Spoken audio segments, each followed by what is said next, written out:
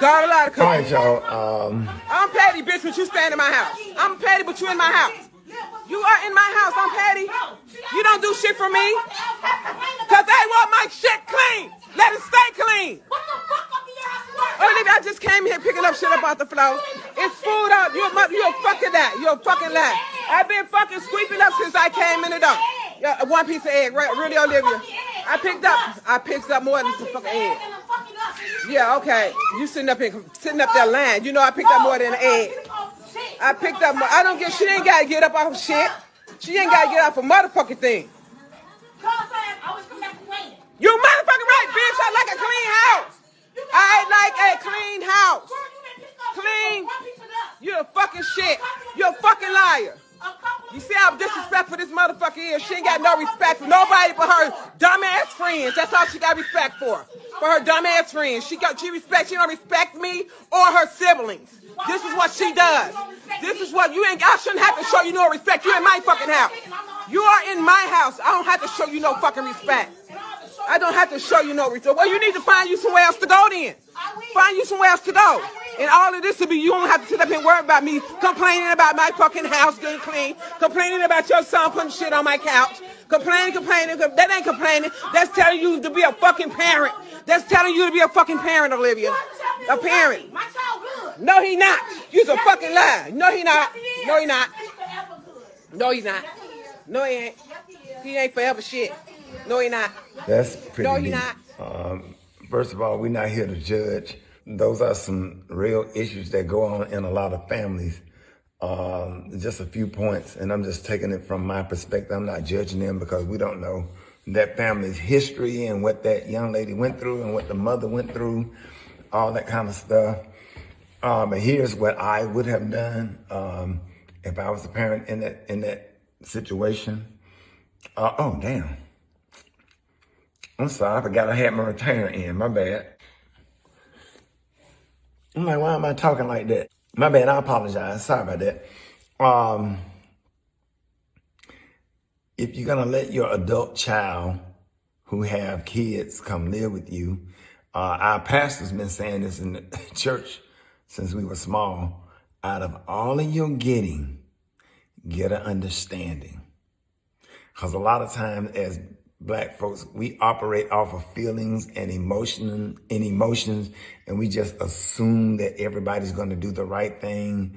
I'm not worried about it. Keisha, a good person. She's going to pay the light bill, and there's no clarity and there's no understanding.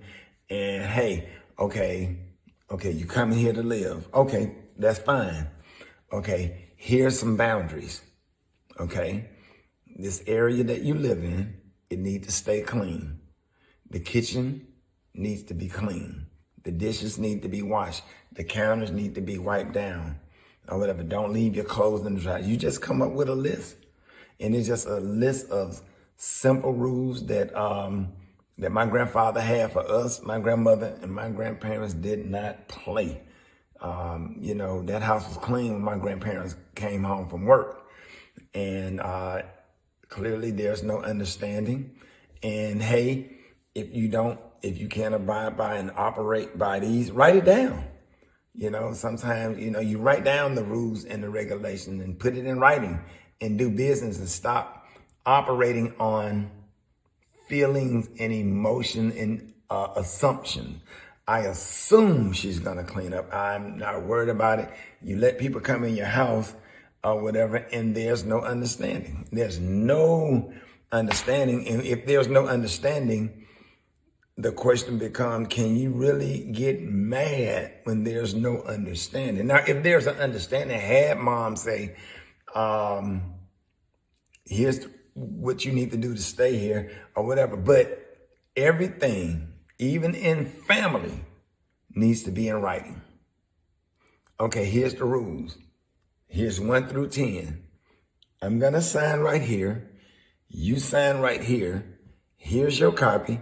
Here's my copy, because if we two adults living in the same house, you need to get a clear understanding and put it in writing. So when anything go wrong, well, okay, according to the paper right here, Wednesday is your day to do the dishes. And you got clothes everywhere. The baby got stuff everywhere. And that's the first thing. Number two thing, of course, nobody agreed that, she should have went on live with that or whatever. But since it happened, I'm glad she went live because it showed what go on in a lot of families. I just hate it for them.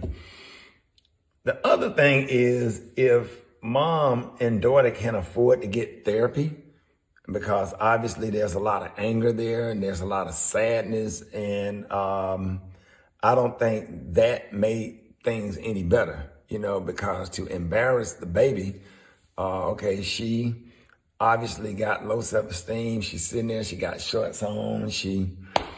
We don't know if her dad was in her life or whatever. And it's just really, really toxic. That was just a toxic situation, and it's really sad. I really felt bad for the young lady, and I felt bad for the mother. Number three, kids can't talk to me that way. First of all, and this is just with my kids. Even with my kids to this day, my oldest son don't talk to me that way. I got a son 19 years old that's 6'4", and that's a boxer and could probably beat my ass. When I sit down and have a conversation with my kids, you can't be looking at a phone. I'll stop. If you're looking at a phone when I'm talking to you, I'm just going to, and I said, no, I'm just waiting on you to finish with the phone. When you put the phone down, I need for you to put the phone down, number one, when I'm talking to you. And number two, we're in my house.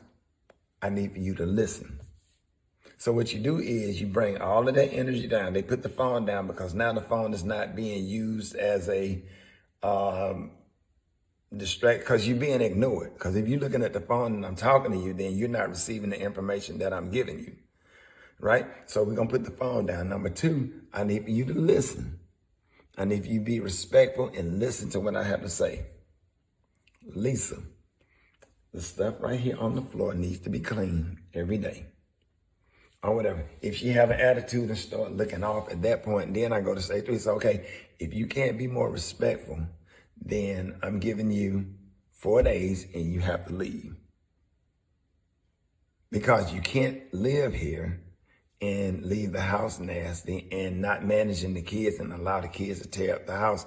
I'm giving you an opportunity to get on your feet, stay here. I'm not charging you anything. The only thing I ask is for you to clean up the house and keep your area and keep your space clean. And I don't think that's asking too much. And I think sometimes when you talk in that tone or whatever, but if she get to doing that and grabbing air or whatever, listen.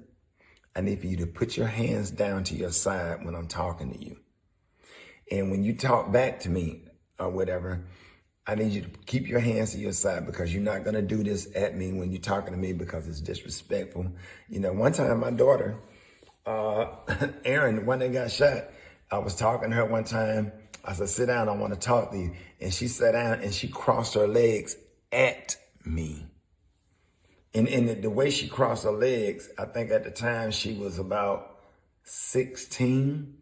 And she sat down in the chair and she swooped her legs over like I'm having a conversation with her mother. I said, first of all, you're going to uncross your legs and you're going to put your feet together and you're going to sit up straight and and talk to me. But you unfold your arms and uncross your legs when you're talking to me. I am your father. Do you understand? Right there. See, because you're establishing respect, because body language is everything. So when I'm sitting down here having a conversation with you, uncross your legs when you're talking to me, put both of your feet on the floor with your ankles, sit up, good posture, sit up straight, look at me, put the phone down when I'm talking to you, because I am your father. And I'm giving you an opportunity to receive the information that I'm giving you so you could be better, where we won't have conflict. And a lot of times it's not what you do, it's how you do it. It's some psychological stuff behind it. Sometimes when you go in yelling and doing all that kind of stuff, you get them worked up. To diffuse the situation, have an intelligent conversation, you got to set the tone for the conversation. The tone was not set for the conversation. And mama probably been dealing with this and probably came in that day mad as hell and was tired of her ass. I get it. But you got to establish stuff off the top. And you can be calm when you have these conversations. You don't have to turn up, because at the end of the day, it's your house.